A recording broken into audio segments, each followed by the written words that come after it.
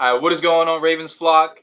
I am joined here today by Boz and Dan, and we are going to go through kind of like what we feel about the roster, some of the positions that we've fortified in the offseason, and some of the ones that we have maybe not put a lot of attention to, and talk about kind of the confidence we have in the roster, and then we're going to go through the schedule and go through how confident we are in each game. So, without further ado, Dan and Voss, how are we doing today? I'm doing great. Can't wait for the schedule or for the season to get started, and looking forward to talking about this stuff with you guys. Absolutely. Exciting week, very busy week for anybody that plays fantasy football or likes to dabble in the NFL futures market. But yeah, can't wait. Been a long time coming. And let's get ready for week one. Absolutely. So before we get into it, Voss, what's your who's your go-to right now in fantasy? Like out of like rounds 1 through 12, who's your like best value pick? I mean, I had two drafts after we record this. Here's my spreadsheet. Don't show anyone. Don't publish this till after the drafts are complete. I like the value of a lot of the second round running backs: Aaron Jones, Saquon Barkley, uh, Swift, if you can get him. I'm kind of doing a this. I usually always double tap running back early. That's been my formula for a lot of success, a lot of championships. But I'm more willing to go with a wide receiver in the first round if you can get one of those studs, and then circle back to running back. Dan, you dabble in fantasy football at all? I haven't done it this off season. Just been a ton of stuff going on, and so I haven't had the chance to do any leagues or anything. But so I would not be a good source for fantasy insight. Hit me up with in season bets and stuff like that. I'll focus up there versus haven't been doing the fantasy teams this year. So. For sure. Yeah. Me personally, I do about five like friendly leagues and then five money leagues. So I've my Shotgun my approach. strategy, yeah, my strategy has been round one, I will get the best running back available that's there. And then round two and round three, I will strike tight end ones if I can. Like if I get Mark Andrews and Kelsey in rounds two and three, that's what I'll try and go for. If I can't, I'll circle back in round four, and Kittle's usually there. I'll grab those two, sprinkle in Rashad Bateman or Marquise Brown and Allen Robinson, high end wide receiver two in a passing offense, and that's kind of been my strategy. Just fill in with a whole bunch of running backs and wide receivers, and take quarterback unless there's a Lamar Jackson, Jalen Hurts available. Take quarterback as late as possible. Yeah, I usually wait on quarterback. I was in one with a bunch of friends of ours last week, a super flex, and I didn't. I took my first quarterback in like the 12th round because I got Christian McCaffrey at 12. I mean, just crazy values. My overall strategy is if the team has a good defense, you want to take the running back. If they have a bad defense, you want to take the wide receiver. You don't want to take running backs on teams that have bad defenses. That usually doesn't work out. Very, very fair point, Voss. Actually, I've never thought of it like that, but it's probably why I don't win a lot of fantasy. In years past, I used to. In years past, I would literally draft all the Ravens and just go through the season being miserable. But let's go and get to the roster. So first up, the wide receiver core. They trade away Marquise Brown. They let Sammy Watkins go, and they do not draft anybody in the draft. And late in the offseason, they pick up Demarcus Robinson. So, fellas, obviously, we've had a discussion for the past 5 months. We'll start off with you, Dan. How are you feeling about the wide receiver core in 2022?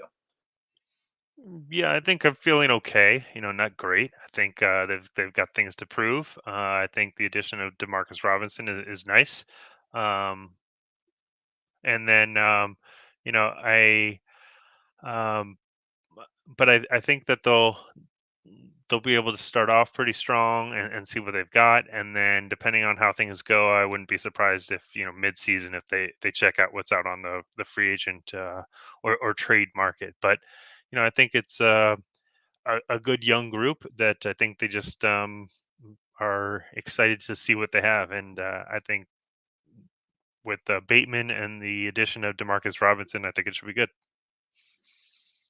Yeah, while Voss is away, I'm kind of the same boat. I think that we'll be okay. Uh, those first couple of weeks we're going to be tested by some pretty good secondaries. You have the Dolphins secondary, which is a pretty good secondary. You got two very good outside corners. You got a good free safety, and then the Bills are going to be missing Tre'Davious White for that game. So New England always has a good game plan. Maybe not the greatest talented secondary because we lost J.C. Jackson, but they'll definitely be tested between now and Week 8, and they'll be able to reevaluate at that time.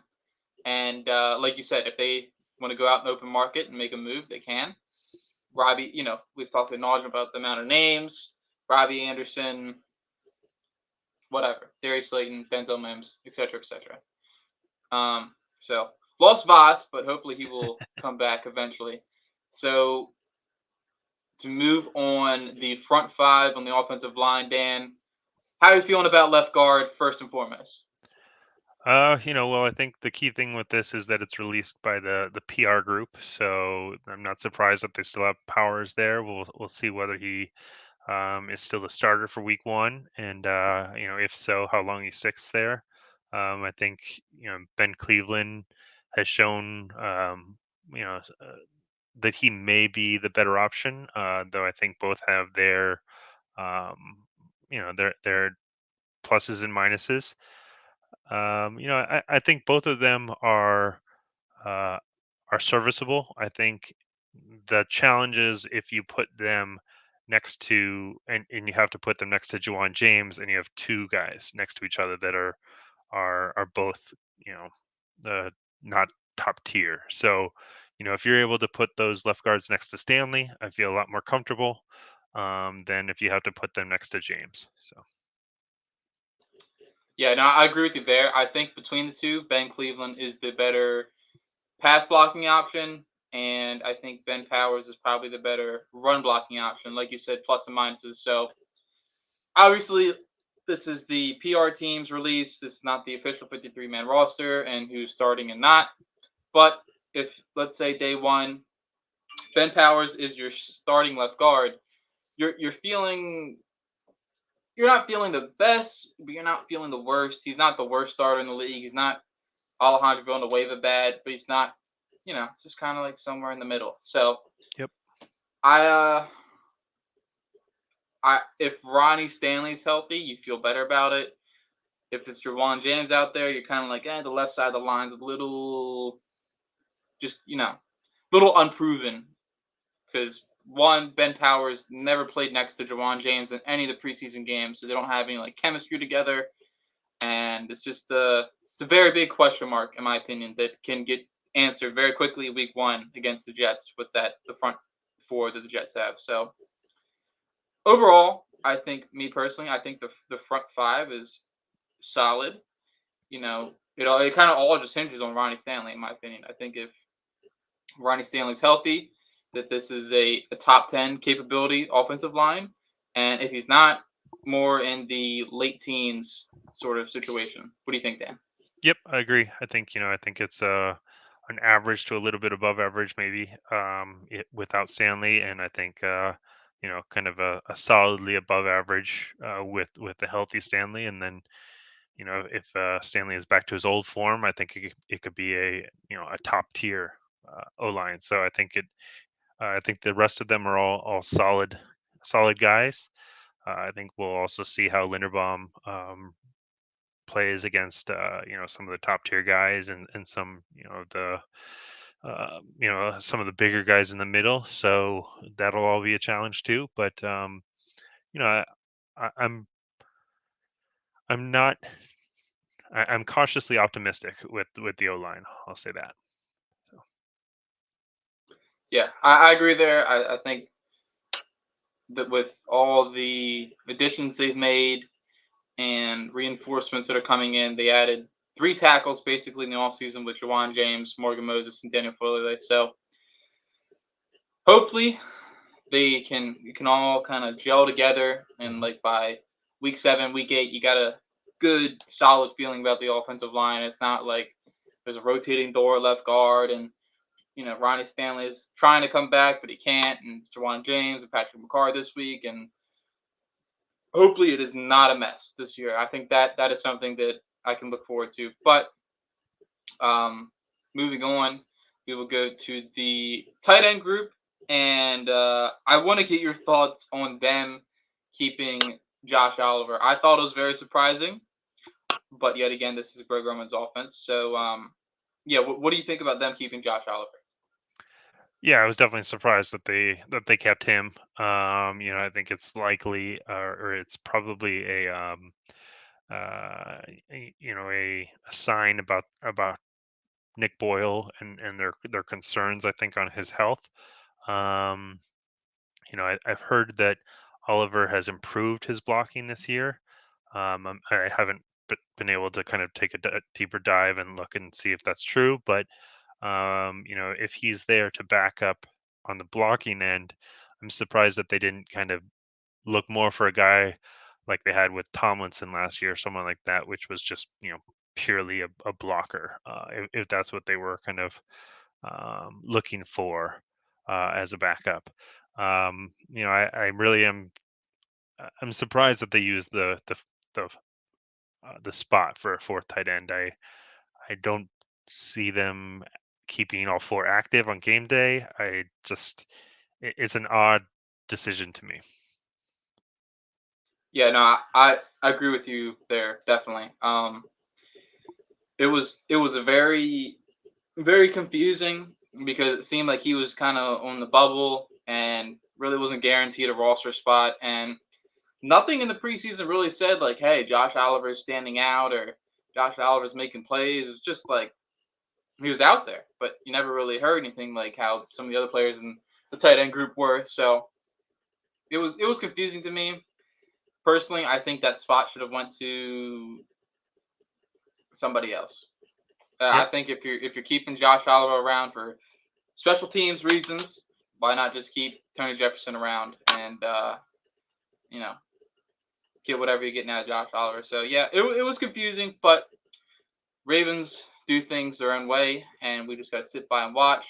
Also, didn't talk about it, but they did keep Tristan Colon on the active roster, which was another kind of wow thing. But they also ended up cutting Tyre Phillips, so it kind of makes sense that they wanted to have a backup center so McCarry can kind of swing around and that he does not have to be forced in the center role. So moving on, Dan, we will hopefully not spend a lot of time on this, but what do you think about the current standing of the Lamar Jackson contract situation?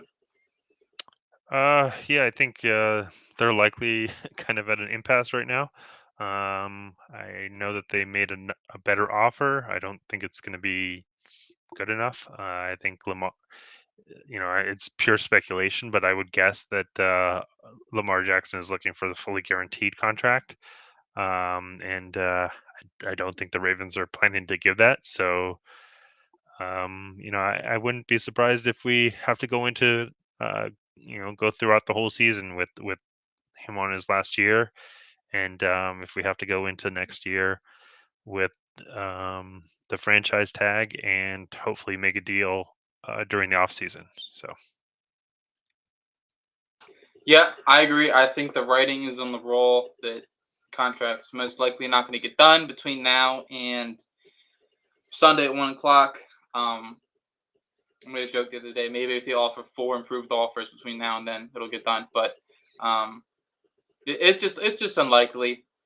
I don't see. I see that this is going to go down to the tag, unless midway through the season Lamar Jackson's like on top of the world, on top of the world, like out of his mind, and they're like, well, we may as well just give him an offer he can't refuse. But even then, I don't know what that is because I don't know if it's fully guaranteed he wants or whatever. So kind of once again, it's that knowledge I'm just talking about for the contract situation mhm. because it's going to get annoying because it's going to start overshadowing some things during the season, and then one game goes bad and Lamar yells at someone, oh, he's upset about the contract. It's like, all right, man, just please, just let me be at peace.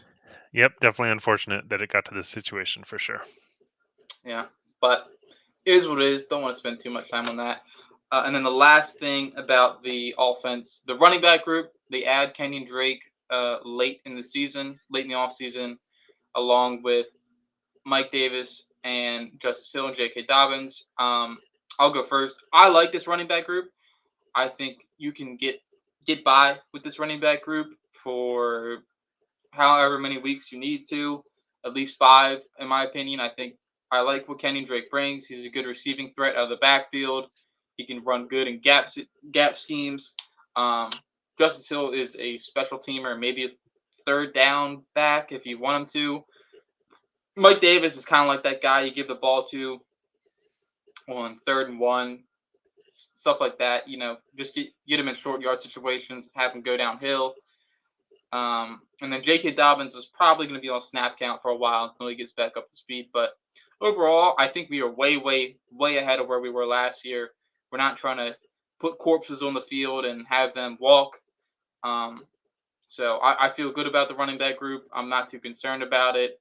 We were like a top 5 rushing offense last year with Devonta Freeman, Le'Veon Bell, and Latavius Murray. So I can expect them to be pretty good this year as well. What do you think, Dan? Yeah, I think one of the big differences between this year and last year's group is the speed. I think Kenyon Drake still has a lot of speed, and I think that's going to be huge. I think he can still stretch the edge. I think Justice Hill can as well.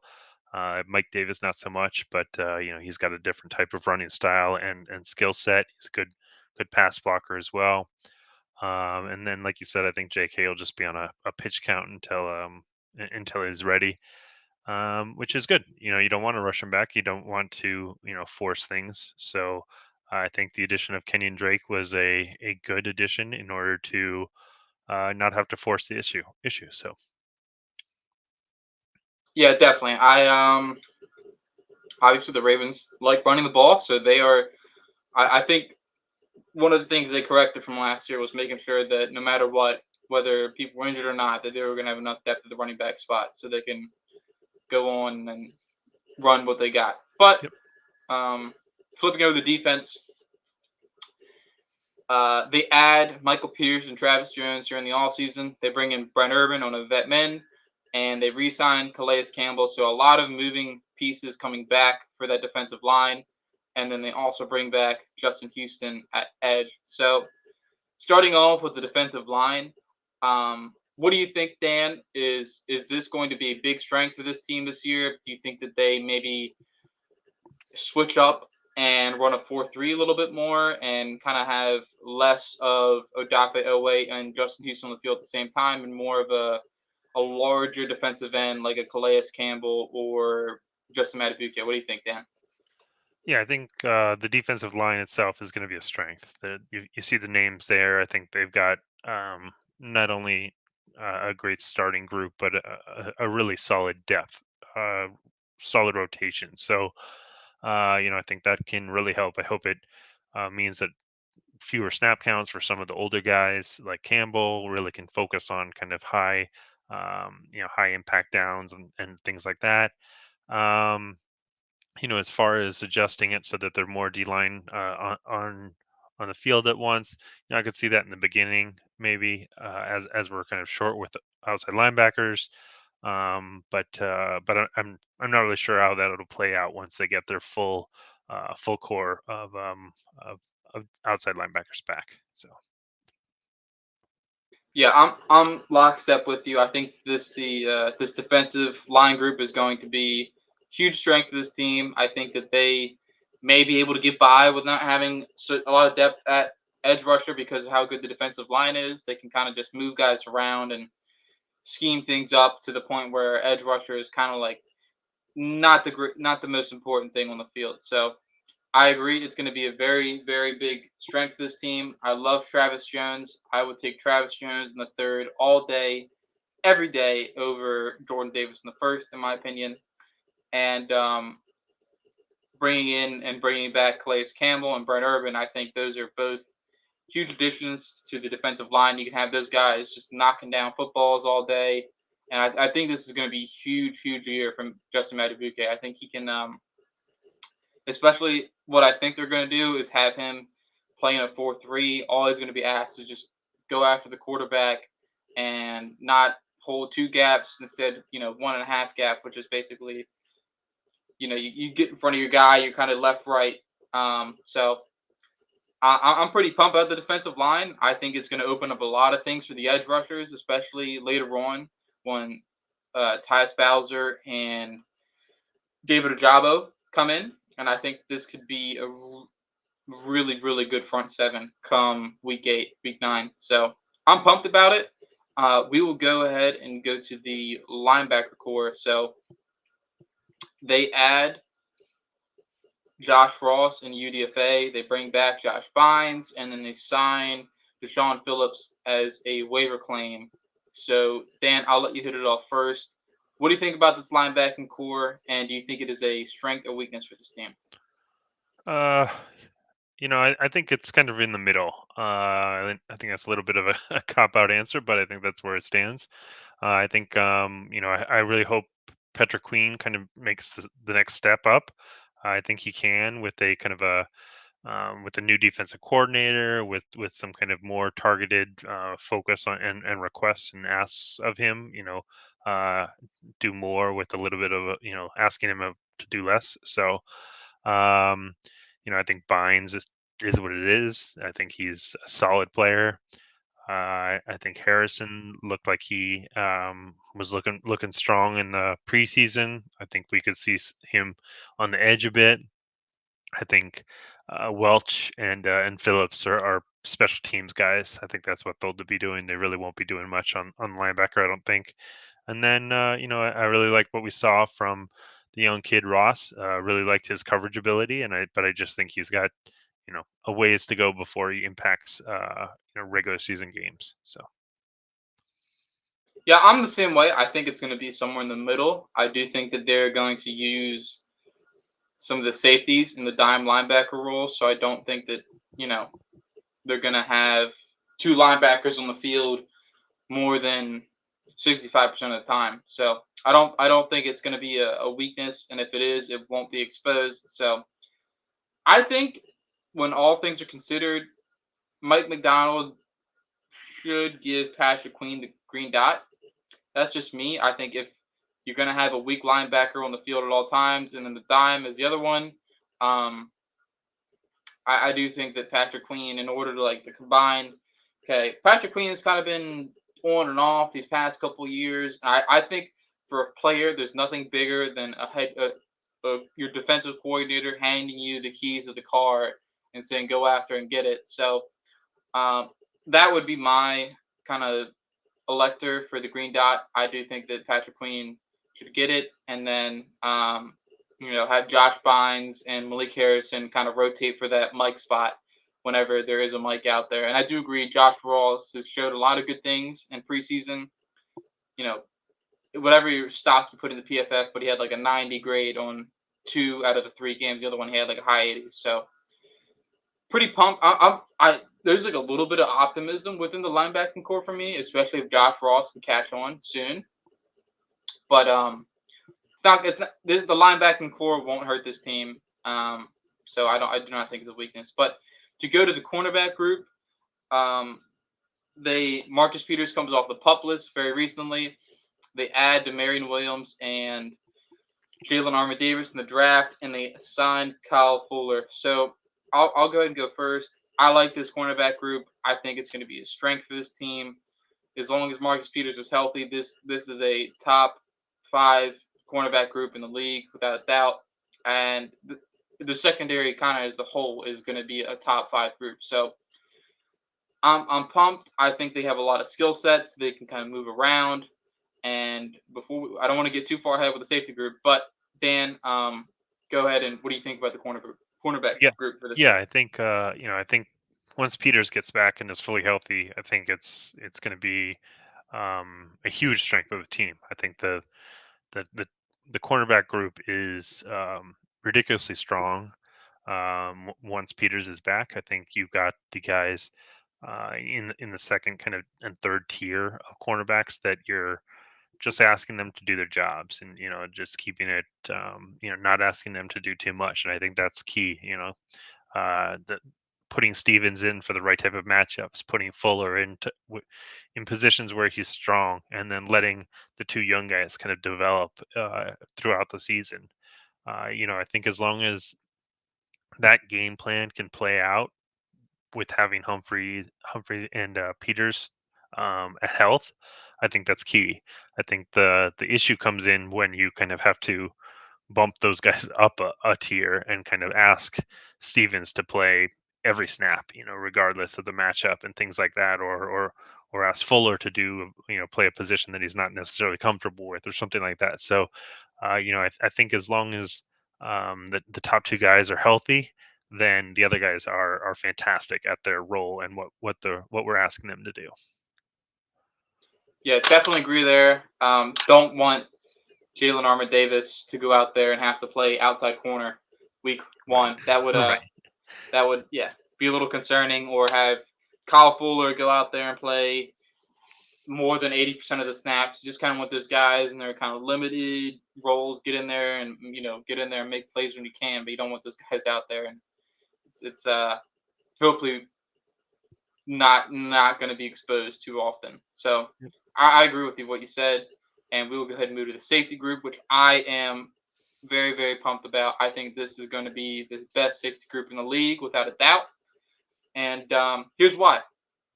You have Marcus Williams, who is probably the second or third best single high safety in the league. He knows how to go sideline to sideline very quickly. He knows how to read quarterbacks, and he's a very instinctive football player. You can probably put like Jesse Bates for the Bengals ahead of him if you wanted to, but I think he's very, very good at what he does. And coming into Mike McDonald's defense, he'll be asked to do that a lot. And then you have Chuck Clark, who probably, dime linebacker, maybe I don't know if they've done it before, but probably put him down in the box a little bit and maybe have him play kind of like off coverage on a slot receiver. So those two are pretty good to start off. And then you have Kyle Hamilton. They picked the 14 this year, obviously, coming in, and he will probably do the same kind of role as Chuck Clark, come in the slot a little bit, play a little bit of dime linebacker, and then you got Geno Stone. And I thought Geno Stone played like a bat out of hell those first couple preseason games. Like, he's running the alley, he's making tackles, he's running fast, playing physical. And I was pretty impressed by him. And then obviously they let go of Tony Jefferson. But I think these four safeties, like, you feel really good about it. I think it's going to be like one of the best parts of this team this year is the safety group. And I'm mesmerized on what they can do with Kyle Hamilton this year. So what do you think, Dan? Yeah, absolutely. It's going to be a huge strength of the team. And again, I think it's awesome. It's a perfect situation for Kyle Hamilton to come into, not being asked to do too much. He's going to be, deployed in kind of creative situations, good matchups, and everything like that to allow him to develop and get up to speed. And then I think also the safety group will accentuate the cornerback group, like you were talking about before. I think they'll allow Peters to really feed. They'll allow Humphrey to really, go ahead and press and get aggressive. It's just they're going to be able to complement each other so well, and that's the real strength of having kind of a strong group across the board is that um, you're allowed to go ahead and gamble a little bit. You're allowed to play to your strengths and kind of and really shine. And that's what I think the defensive backs as a group are going to do. Definitely. Yep. I think this can be a top 5 defense. I do think that they can go out there. They can, pass rushers are going to have all the time in the world to get after the quarterback, and especially the defensive line's now a strength. And you have Odafe Owe, who can take a huge leap this year, maybe be a double-digit sack player. You have Justin Houston, who was one of the best pass rush rate players in the league last year, like top 20 in terms of pass rush win rate. He can come out there and maybe give you 6, 7, 8 sacks if you need him to. And it's just like this defense has like all the potential in the world to be like almost a Ravens classic defense if you wanted them to. They just have to stay healthy and win some football games, get some turnovers, maybe sprinkle in a little bit of like some defensive player of the year candidates or maybe defensive rookie of the year candidates, depending on Kyle Hamilton or Travis Jones. So all in all, I feel good about the defense. I have my questions about the offense, I will say. I just think that the left side of the offensive line is a little eyebrow raising for me until they go out in the field and they play together and create some chemistry. And I think the same goes for the wide receiving core. I just need to see what these guys are. I don't think we've I think all Ravens fans can admit we haven't had a fair shot of seeing what some of these receivers in the core are. And yeah, it's I don't have a lot of confidence in it. But any final thoughts on the roster, Dan, before we go into the schedule predictions? Yeah, I think the the game changer is Lamar Jackson, right? We've got a lot of questions on offense, offensive line, wide receivers, running backs, but Lamar Jackson just changes the equation entirely, makes everyone better around him. And, we didn't see him at all during preseason, and, it completely changes the running game. So, once he steps on the field, it's a whole different thing. So, I think, there are some questions, but once he steps on the field, I think, you know, a lot of the pressure is off all those other guys to be perfect, and they just need to be good enough. So. Definitely. Lamar Jackson is the eraser of all sins. Yep. So, moving on, we will go to the schedule. So, obviously, week one have coming up this Sunday. Thank God, because I was just really starting to lose my mind of not having serious football and talking about the preseason streak for 3 weeks. It was just kind of annoying. So, week one, got the Jets going up to MetLife Stadium, where it has claimed a lot of souls. You could probably name that stadium the Garden of Bones if you know what Dragon or Game of Thrones is. You'll know that reference. But I would say I'm not to go off Voss's rest his soul wherever he went. To go off his prediction thing, I would say I'm about 90% confident that we win that game. I guess I'll go through all 17, Dan, and then you can go ahead and follow me up. Okay. The Dolphins game, I'm 70% with that one. I think Tua has a lot to prove. He's got a lot of weapons. It's cute. It's pretty. But you got to go out there on the field and prove it for me. New England. All right. Here's a shocker for me. I think I'm 49% on this one. Honestly, like New England, for some reason, just gives these weird vibe that they may pull something out of the hat and beat us. And that's one of those games like, why don't we win that game? And, there's been games in the past years where we're like, why don't we win? And then we lose. So kind of like Miami last year. Buffalo, I would go with 50-50. It's Tre'Davious White is out, and I think that gives us a huge leg up. And you have rookie corner in Kyrie Elam going against Rashad Bateman. I think could be an exploitable matchup, depending on how good Kyrie Elam is. And I like that game, especially at home, all day. The Bengals game, I would go 52. Confidence. I think that game once again at home at night, it is a very favorable matchup. But the Bengals are a good football team, and they had our number last year. So, are you keeping track, Dan? Yep, I'm writing them down. Cool. The Giants game, 75. I would go with that one. I think that should be a cakewalk. They don't know who the quarterback is. Their wide receiver core is shooting each other down on Instagram. Their number one edge rusher had something going. The Kayvon Thibodeau got his ankle blown out or something happened, but I don't know if he's going to be back for that game or not. A lot of questions about the defense and what Wink Martindale does with them. Not feeling too great about the Giants defense. So like that matchup for us. The Browns, I would go with 0.8 80%.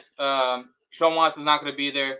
The defense might be great, but their offense just can't move without a quarterback. So no more need to be said for that. The Tampa Bay Buccaneers, I would go with 51%. I like that matchup, to be honest with you. I think there's a lot of script writing around that matchup.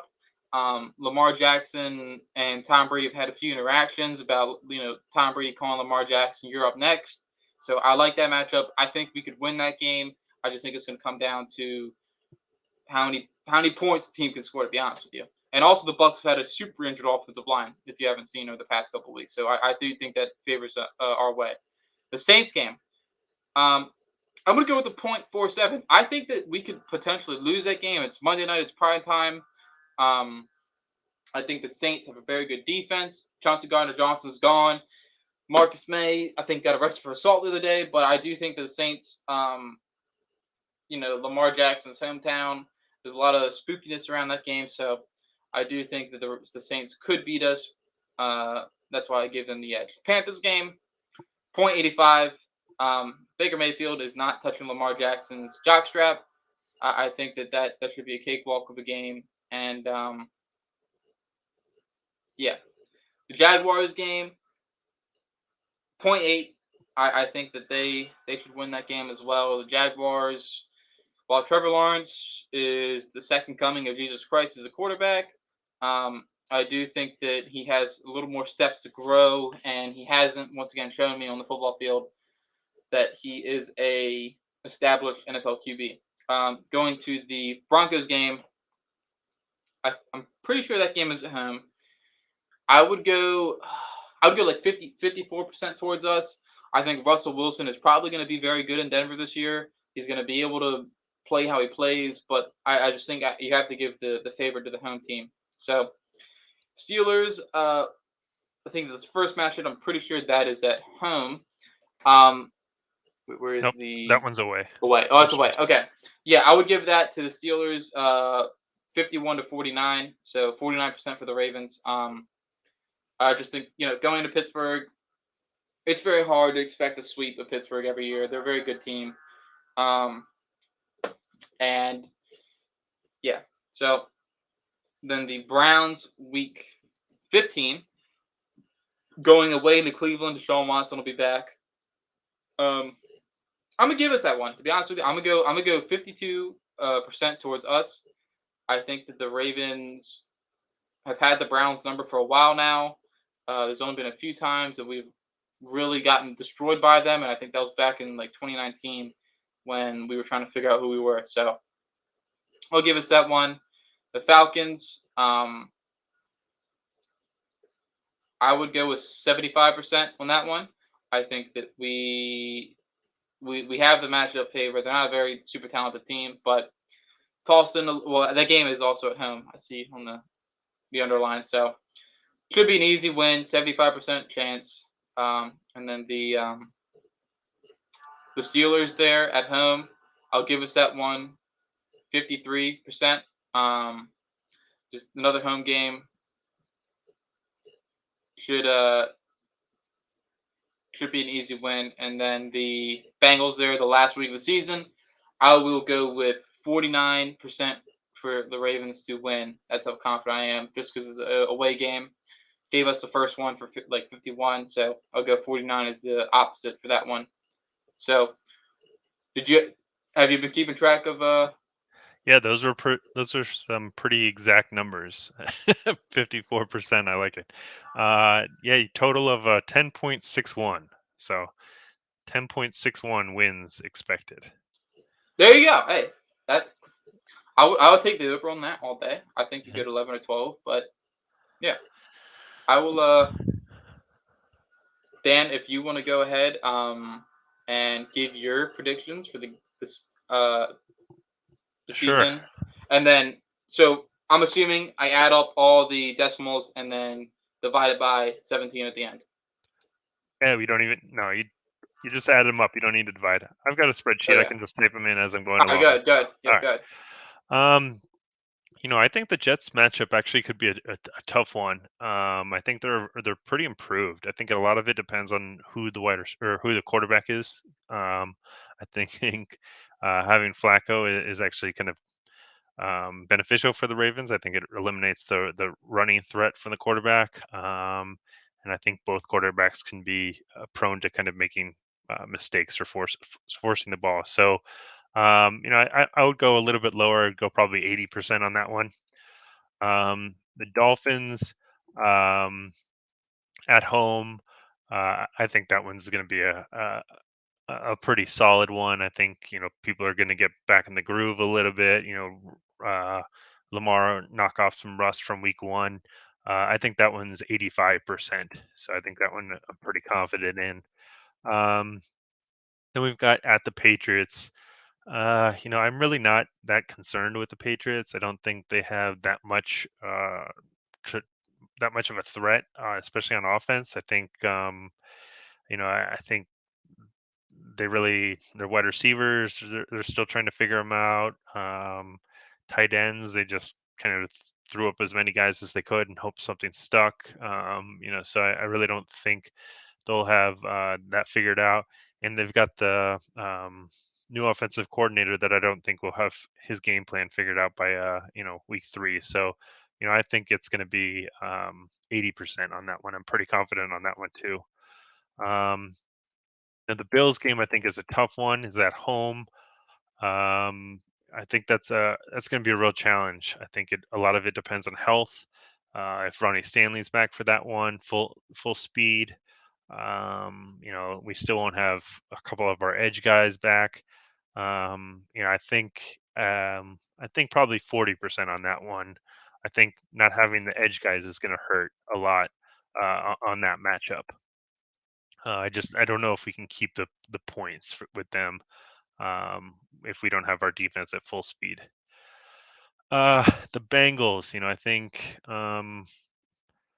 Let's see, that was at home as well. I think the team's going to be pretty up for that one. I think. Yeah, I think I might go 60% on that one. I think it's going to be a tough matchup.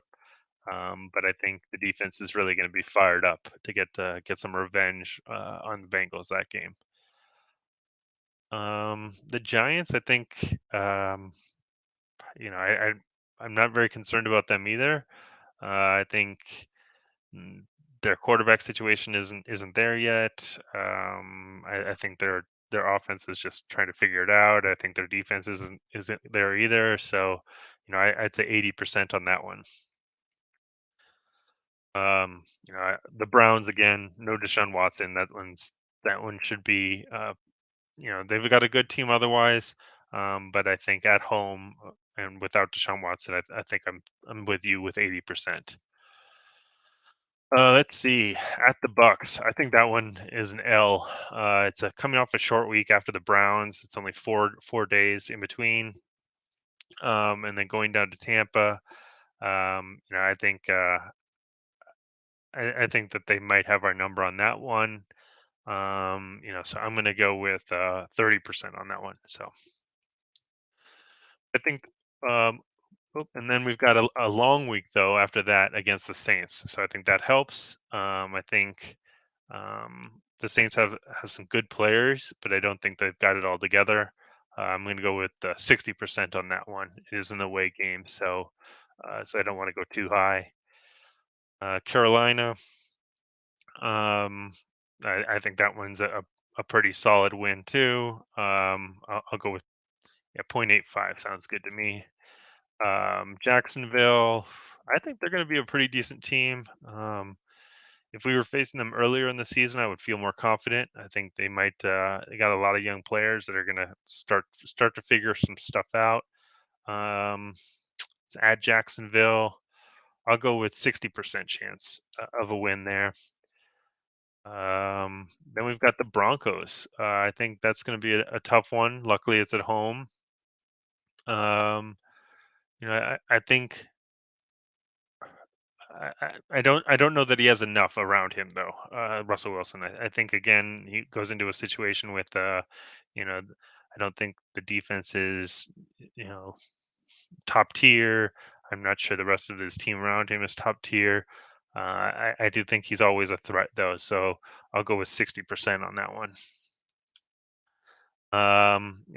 Let's see. The next one is the Steelers, and we've got um, at the Steelers for this one. I don't. I still think their QB situation is too in flux. I don't think they have it figured out yet. Um, I think the fact that it's at Pittsburgh, I'll go with 60%. At the Browns, I think that's going to be a tough one. Um, I think that they maybe it'll be hard to tell where they are in that part of the season. I think they could easily be pretty far out of it. So I think it could be the decision on who's playing and things like that could make a big difference in that game. If they're competitive still, and they've got everyone up and running, then I think it's a tough matchup. It's at Cleveland. I'll go 50%. And then Atlanta, I think that's an easy win at home. I'll go 80%. Steelers at home, I think that one's a much easier win at home. So I'll go 80%. 80% on that one. I think I'm pretty confident at that point that the Steelers will be out of it, and then we'll still be in contention. And then Bengals at Cincinnati, I think that'll be a really tough one. I'll go, I'll go 40%. So my total is 11.1, so a little bit higher than yours. Yours was 10.6. I'm a little bit of an optimist, I think. So I think 10 to 11 wins is where I think is a realistic goal. But I think a lot of it is really dependent on the health of guys and when they can get on the field. I think that's going to be a huge question mark, and I think the second half of this season, the team for the second half of the season is going to be night and day versus the first half. So I think it's going to be, pretty.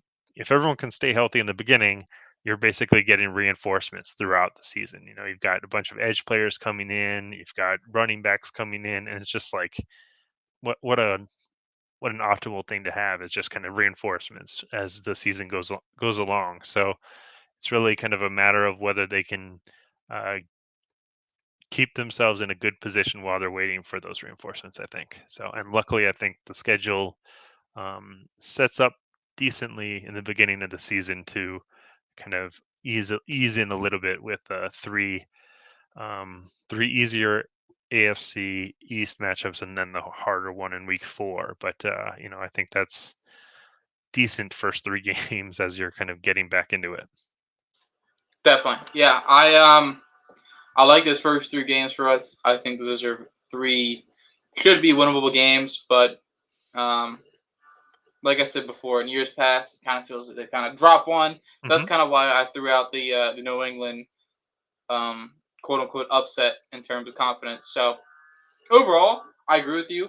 I think 10 to 11 wins is reasonable for this team, and there should be no reason why they don't get it. Of course, health bearing, but you get there late in the season, and this team should be on fire. I mean, by that, excuse me, by that Tampa game, this team should be fully healthy. Barring any crazy injuries, ready to rock. Bronny Stanley, Tyus Bowser, David Ajabo, et cetera, and those guys are out there playing football. So, pretty pumped to see what they do. But if you got any final thoughts, Dan, I will go ahead and close this out. Yeah, no, I think you said it right. I think the beginning of the season, I think, is going to be interesting. I think there are a couple tough matchups. Luckily, both the Bills and Bengals are at home, but I really can't wait until the midseason. So we've got our guys in midseason form, plus a whole bunch of reinforcements coming. I can't wait. Well, really can't wait for this weekend, so the season gets started. But really looking forward to how this team develops throughout the year and where it kind of ends up. I think it could really set up for a solid playoff run. Definitely agree with you there. I think that this team will be very good come January. I think this team could maybe make a little bit of a magical run come January, but it all banks on health. January is kind of who's the healthiest team and who can create the most turnovers, in my opinion. So we'll see what happens, Dan. But I'm pretty pumped this Sunday. I'm pumped to yell at my TV. I'm pumped to throw things around the living room. I'm pumped to hopefully smash the Jets into oblivion. But that about does it. I really appreciate you for joining me. Obviously, Voss disappeared in like 5 minutes in, but he had an emergency, so it's understandable. But appreciate you joining me, and I will see you guys later. Peace.